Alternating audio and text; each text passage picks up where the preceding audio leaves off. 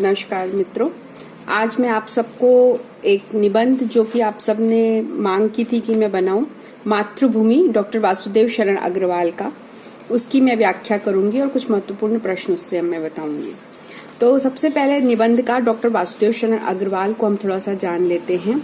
वे आधुनिक भारत के बहुत बड़े इतिहासवेत्ता और सांस्कृतिक नेता रहे।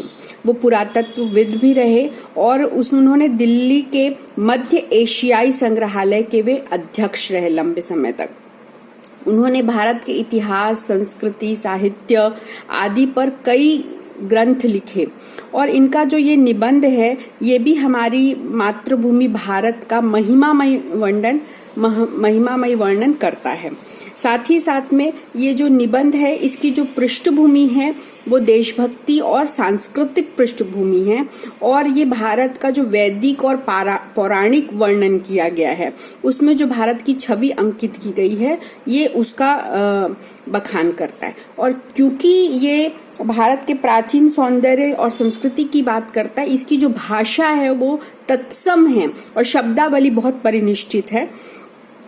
भारत जो कि सजलम सुफलम अर्थात जिसका जल और फल दोनों बहुत मीठा है, उस मातृभूमि का वर्णन करने वाला ये निबंध युवाओं में देशभक्ति की भावना जगाना और युवाओं को अपने मातृभूमि पर गौरव करवाना, ये इस निबंध का उद्देश्य है। तो आइए सीधा मैं निबंध में चलती हूँ। जिसके भाल पर कश्मीर जन्मा, कुमकुम केसर का तिलक है। ये जो निबंध है इसमें भारत के सभी प्रमुख राज्यों का वर्णन है और हर राज्य की जो विशेषता है उस विशेषता को इसमें डॉक्टर वासुदेव शरण अग्रवाल ने जिक्र किया है। तो कश्मीर अर्थात भारत के उत्तरी छोर से प्रारंभ है ये निबंध। जिसके भाल पर कश्मीर जन्मा, कुमकुम केसर का तिलक है, जिसके हृदय पर जहनु तनया की एकावली है, जिसके चरणों में भक्ति धर्म में सिंघल प्रणाम करता है, जिसके चरणामृत का महोदधि नित्य पान करते हैं, उस माता के स्वरूप को जानने की किसे इच्छा न होगी। ये भारत का प्राथमिक सौंदर्य बता रहे हैं कि जहां पर कश्मीर में का जन्मा कुमकुम केसर का तिलक। अब आपको पता है कि जो केसर है जो बहुत महंगा मिलता है और जो दूध में डालने पर केसरिया रंग जिसमें आता है, बहुत स्वास्थ्यवर्धक, सुंदर खुशबू वाला है, वो केवल भारत के कश्मीर में मिलता है और उसी से टीका वो भारत का लगाना चाहते हैं। और ये कहते हैं जहनु तनिया की एकावली। जहनु तनिया का अर्थ है गंगा, जाह्नवी भी जिसे कहीं कहीं कहा गया है। तो तनया यानी पुत्री, जहनु तनया अर्थात गंगा को यहाँ पे संबोधित किया गया है।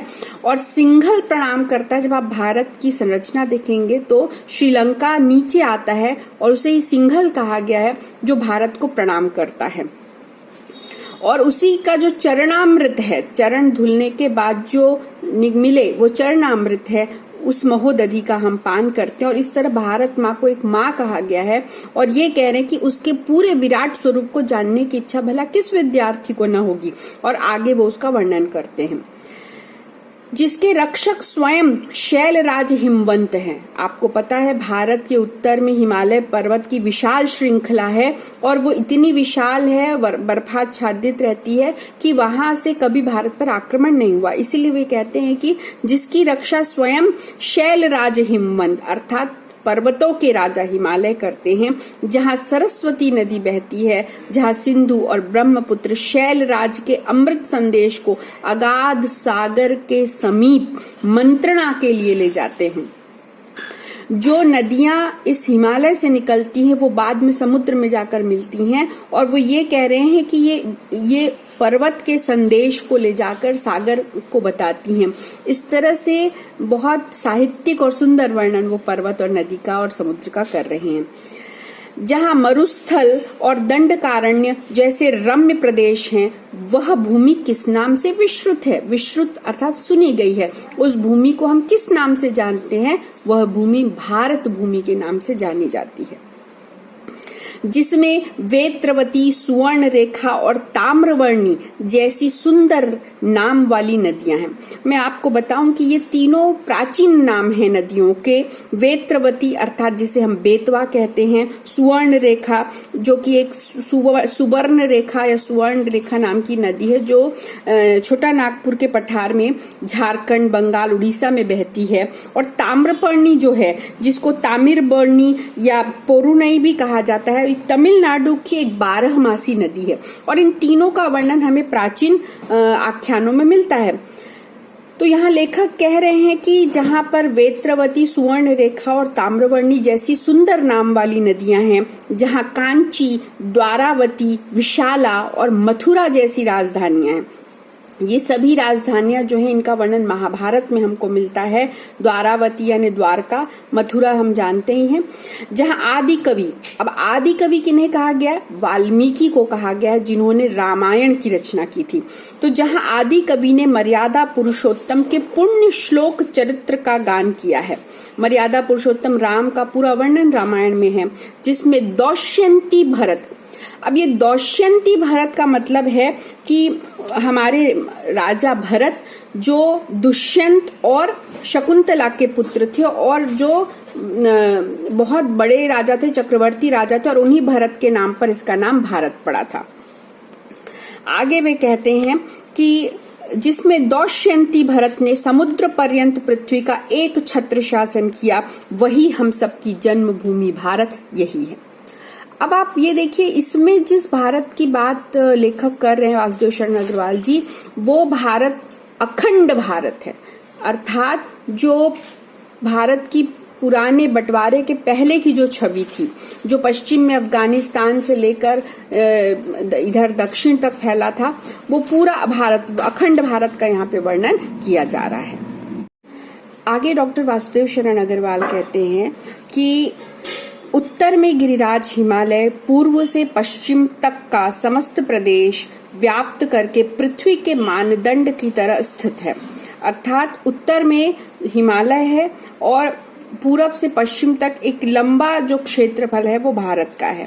और हिमालय के बारे में वो बताते हैं कि यहाँ गौरी शंकर और धवलगिरी सदृश, धवलगिरी अर्थात जहाँ पे बर्फ जमी हुई हो, ऐसा हमारा हिमालय। तुंगगिरी शिखर है, तुंग मतलब बहुत ऊंचे ऊंचे उसके शिखर हैं। आपको पता भी होगा कि हिमालय में ही विश्व की सबसे ऊंची चोटी एवरेस्ट है, जहां नित्य प्रभात के समय सूर्य रश्मियां सुवर्ण जल से हिमालय को स्नान कराती हैं।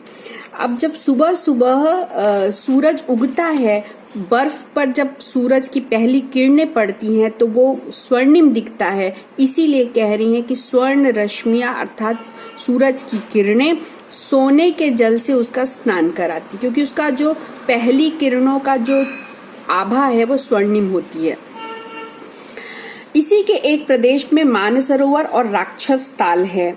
यहाँ के तपोवनों में कपिला धेनु ऋषियों के साथ रहती हैं। ये माना जाता है, आप सबको पता है कि मानसरोवर में शिव जी निवास करते ये है, और वहीं पास में राक्षस ताल भी है। और हालांकि राक्षस ताल उतना पवित्र नहीं माना जाता, मानसरोवर को माना जाता है। और ये भी माना जाता है कि वहाँ के जो वन हैं, वहाँ पे बड़े बड़े ऋषियों ने तपस्या की है, इसलिए उन्हें तपोवन कहा गया है। और साथ ही वे ये कह रहे हैं कि यहाँ पर ऐसी गायें रहती हैं जो कपिला धेनु जी ने कहा गया है। ये देवभूमि अनंत समय तक भारत को समय का पाठ पढ़ाती रहेगी, क्योंकि बहुत अतीत से लेके आज तक यहाँ पे परिवर्तन हुए, तो इस समय का पाठ पढ़ने के लिए इससे अच्छी भूमि कोई नहीं है। वह देखो भारत का भाल, कश्मीर प्रदेश सुशोभित है। फिर वो कश्मीर के बारे में कह रहे हैं कि वो भारत का भाल है, भाल अर्थात माथा है, और सुशोभित है अर्थात सुंदर दिख रहा है। इसकी उत्तरी सीमा पर निषद पर्वत है। ये जो निषद पर्वत है ये विष्णु पुराण में इसका वर्णन हमें मिलता है, और जिसके दूसरी ओर वक्षु और कपिशा नदी हैं। ये दोनों महाभारत और पुराणों में वर्णित नदियां हैं, वक्षु और कपिशा। कश्मीर खंड की राजधानी श्रीनगर है, जिसकी स्थापना महाराज प्रियदर्शी अशोक ने की थी। हम जानते मौर्य काल के एक प्रसिद्ध राजा अशोक, उन्होंने कश्मीर की स्थापना की थी। और कश्मीर की राजधानी श्रीनगर की स्थापना की थी और यहाँ की जलवायु का महात्म्य विलक्षण है। आज भी वहाँ की जलवायु इतनी स्वास्थ्यवर्धक होती है कि उसका वर्णन हमें पुराणों में भी मिलता है। पातंजलि भाष्यकार की जन्मभूमि गोनर्द भी यही है, जो हम सब जानते हैं कि पातंजलि जिन्होंने महाभाष्य लिखी थी और जो योग के प्रणेता हैं, उनकी जन्मभूमि गोनर्द इसी प्रांत में है। और कथा सरित सागर के रचयिता सोमदेव की भी यही भूमि है। व्याकरण, साहित्य और शैव सिद्धांत रूप त्रिमूर्ति के विलास की साक्षी यही कश्मीर भूमि है। कश्मीर में हम देखते हैं साहित्य, व्याकरण और साथ साथ जो शैव मत है वो यहाँ पर बहुत फला फूला है। इस कश्मीर के नररत्न अभी तक भारत के मस्तक को ऊंचा बनाते हैं। यहाँ के लोग बहुत प्रसिद्ध हुए। इस कश्मीर के बीच से सिंधु नदी बहती है, हम सब जानते हैं।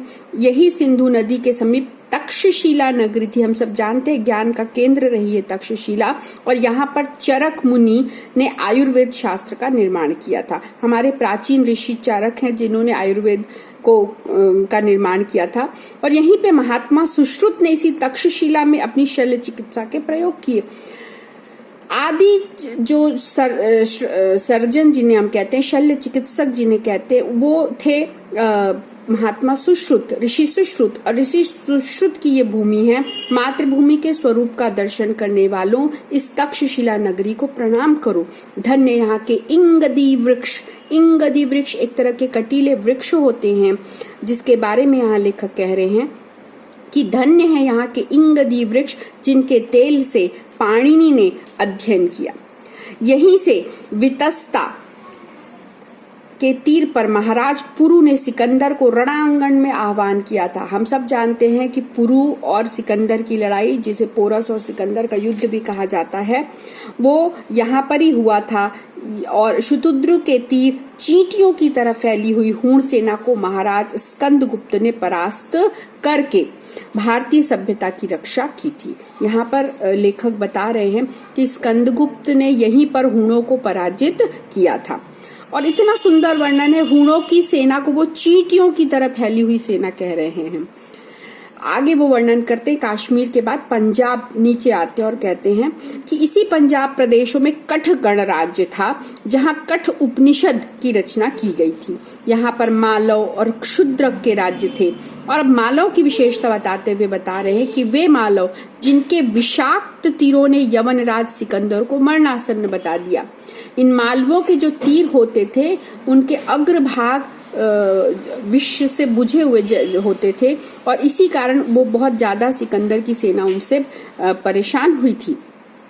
और यहीं पर क्षुद्रक, जिन्होंने अकेले ही यवन सेना को परास्त कर संधि करने पर बाध्य कर दिया था, अब भी जिनके खंडहर विदीर्ण हुई राज्य लक्ष्मी के मूर्तिमान चिन्ह की भांति पाए जाते हैं। सरस्वती और द्रष्टवती नदियों के बीच में ब्रह्मावर्त नामक प्रदेश पंजाब का ही एक भाग था। यहीं पर सामवेद का मधुर गान था। हम जानते हैं 4 वेद है, ऋग्वेद, यजुर्वेद, सामवेद, अथर्ववेद। इसमें से जो सामवेद है उसका गान इसी क्षेत्र में हुआ था। आगे कहते हैं लेखक कि अब भी जिनके खंडहर विदीर्ण हुई राज्य लक्ष्मी के मूर्तिमान चिन्ह की भांति पाए जाते हैं, अर्थात अब भी उनके महलों के अवशेष वहां पे प्राप्त होते हैं। सरस्वती और द्रष्टवती नदियों के बीच में ब्रह्मावर्त नामक प्रदेश पंजाब का एक भाग है। ये जो पंजाब का प्रांत है, ये सरस्वती और द्रष्टवती नदियों के बीच में था। ये वर्णन हमें प्राचीन पुराणों में मिलता है। यहीं पर सामवेद का मधुर गान हुआ था। सामवेद जिसमें गीत हैं, उसके गान यहीं हुए थे इसी प्रांत में। इस पंजाब प्रदेश के सुपुत्रों ने अनंत बार अपने रक्त की आहुति देकर भारत के मानव गौरव की रक्षा की है।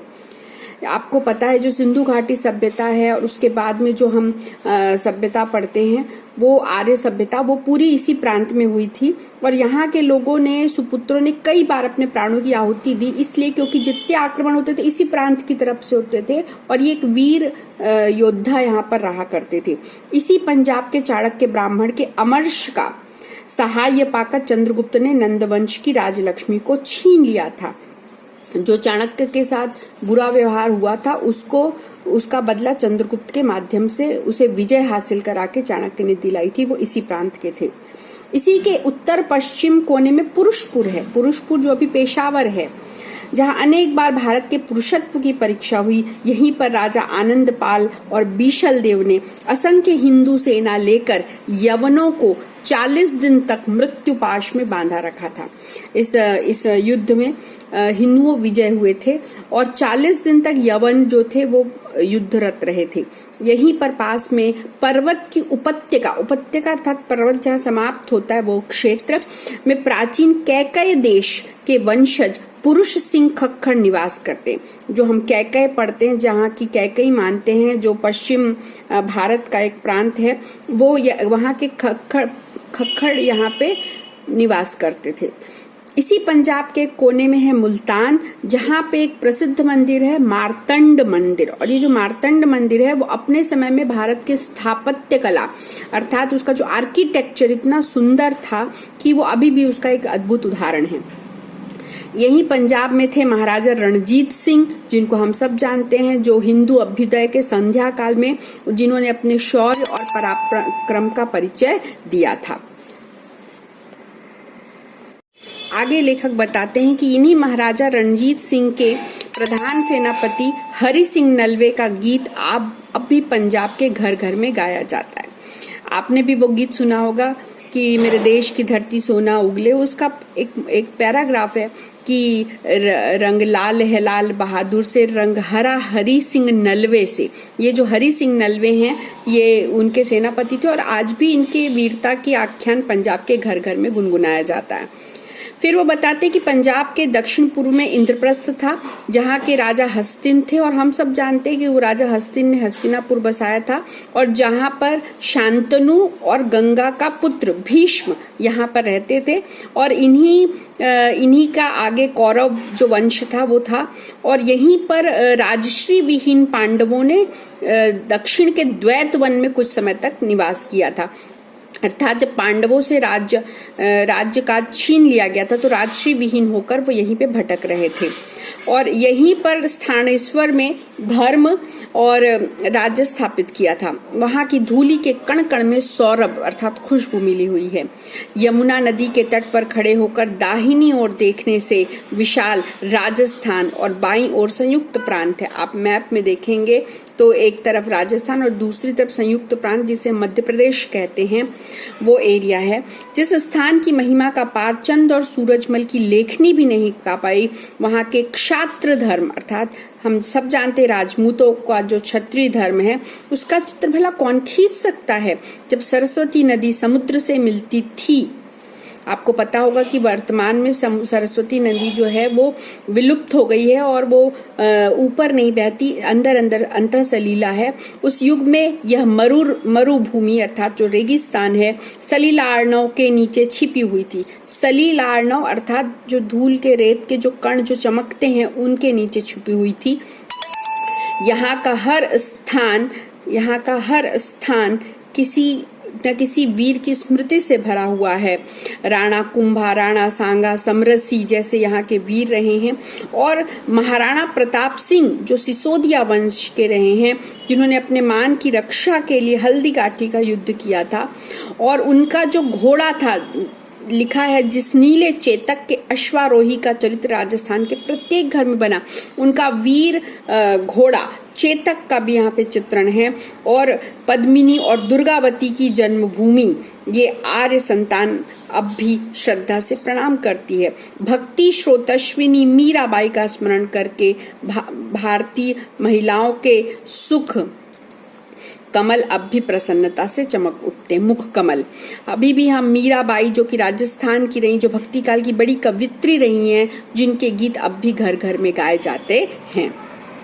आगे वे बताते हैं कि जो यमुना नदी के बाईं ओर ब्रह्मर्षि देश है, जहाँ के गंगा के तट पर पांचाल और कान्यकुब्ज नामक राजधानी रही है और वहीं पे मथुरा, माया, अयोध्या, काशी, कौशाम्बी, श्रावस्ती आदि प्रसिद्ध पुरियां रही हैं। हम सब जानते हैं कि ये उत्तर प्रदेश की बात हो रही है। शूरसेन राज्य की राजधानी मथुरा योगी राज भगवान कृष्ण की जन्मभूमि है।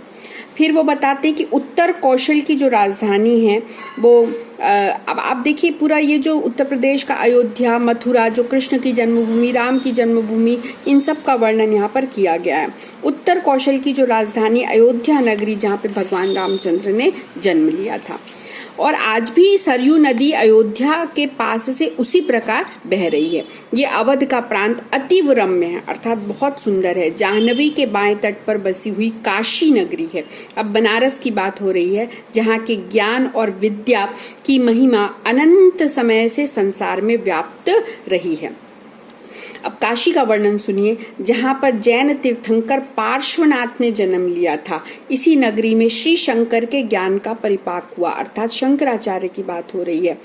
वाचस्पति जो दक्षिण से उत्तर आए और जहां पे काशी में जिनके ज्ञान का परिपाक अर्थात पका मैच्योर हुआ, और वाचस्पति मिश्र और मधुसूदन सरस्वती जैसे प्रकांड विद्वान की धात्री यही पुरी है। आगे वो बता रहे हैं कि अलंकारिकों के गुरु, अलंकार हम पंडित जगन्नाथ का पढ़ते हैं, तो पंडित राज जगन्नाथ और भक्त शिरोमणि तुलसीदास ने काशी में ही तन त्याग में ज्ञान का सदा से प्रकाश होता रहा है। इसी काशीपुरी में एक बार हिंदू विश्वविद्यालय, जिसे हम बनारस हिंदू विश्वविद्यालय BHU